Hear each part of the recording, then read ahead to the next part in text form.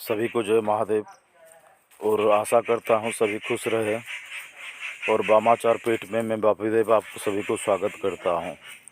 ऐसे तो यक्षिणी साधना बहुत प्रकार का दिया जाता है, लेकिन कई सारे यक्षिणी सिद्ध नहीं होते हैं, क्योंकि यक्षिणी भूत प्रेत पिशाच हमारा नौकर नहीं है जो हम थोड़े से खाना या कुछ जाप कर ले तो वो आ जाए। सबसे पहले बड़ा कर्म होता है कि साधक को अपना भक्ति को अर्पण करके ही उनको बुलाना चाहिए, ना कि अच्छा भोग, ना कि जाप करने से, क्योंकि जाप करने से भी चूक होता है और गलती भी होता है।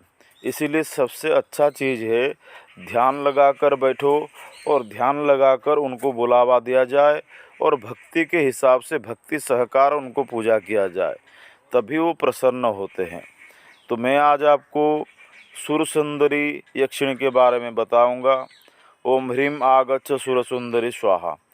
ये सुरसुंदरी जो है वो एक सुंदर का रूप धारण करके आती है, ना कि डरावना रूप में आती है। पहले आपको बता दूं कि यक्षिणी और यक्ष कौन होते हैं। यक्ष और यक्षिणी यही जो भूत प्रेत जैसे ही होते हैं, लेकिन इनका जो राजा होते हैं यानी कि यक्ष राज कुबेर, कुबेर इनका भगवान है और कुबेर इनका अधिपति है। तो यक्षिणी साधना अगर कोई करना चाहता है तो 15 दिन की साधना होना चाहिए और 15 दिन में ही वो सिद्धि प्राप्त कर सकता है। कई यक्षिणियों का 40 दिन का, कई यक्षिणियों का 90 दिन का साधना होता है। तो ये जो सुरसुंदरी यक्षिणी है ये 15 दिन की साधना है। आपको सुबह रोज़ जाप करना पड़ेगा, दोपहर को 12 बजे जाप करना पड़ेगा, शाम को 6 बजे जाप करना पड़ेगा और रात को साधना करना पड़ेगा। साधना में आप सात्विक आहार ले सकते हैं, साधना में तामसिक आहार भी ले सकते हैं।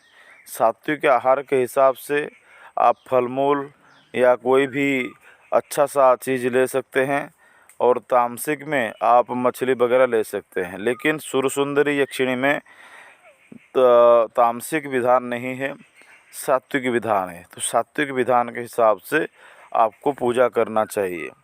और यक्षिणी अगर सिद्ध हो जाती है तो माता, बहन, पत्नी इसी हिसाब से वो सिद्ध होती है। तो आपको तय कर लेना चाहिए कि अगर आपके घर पे माँ जिंदा है तो आपको माँ के रूप में नहीं लेना चाहिए। बहन भी है तो बहन के हिसाब से भी नहीं लेना चाहिए, और पत्नी है तो पत्नी के हिसाब से भी नहीं लेना चाहिए। तो आप दोस्त के हिसाब से आप यक्षिणी को अपना सकते हैं या अपने जगह दे सकते हैं। और यक्षिणी जब प्रकटित होते हैं तो चारों तरफ का वातावरण बदल जाता है। साधक सोचता है कि कई सारा तूफान या कई सारा आपदा आने वाला है, और उसी समय साधक को अड्डे रहना है और साधना वैसा ही चालू रखना है। इसीलिए तो गुरु का ही आवश्यकता पड़ता है। कुछ ना कुछ गलत होता है तो गुरु ही उसे मार्गदर्शन कराते हैं और गुरु ही उसे साधना का समस्त विधान बताते हैं, किधर डरना चाहिए किधर नहीं डरना चाहिए। और सुरसुंदर यक्षिणी को साधना करने के बाद कोई डरने का ही बात ही नहीं है। और जो भी साधना करेंगे हकीक माला से जाप करेंगे, नहीं तो स्फटिक माला से जाप करेंगे। ज़्यादा जानकारी के लिए आप मुझे संपर्क कर सकते हैं 7008226170 में।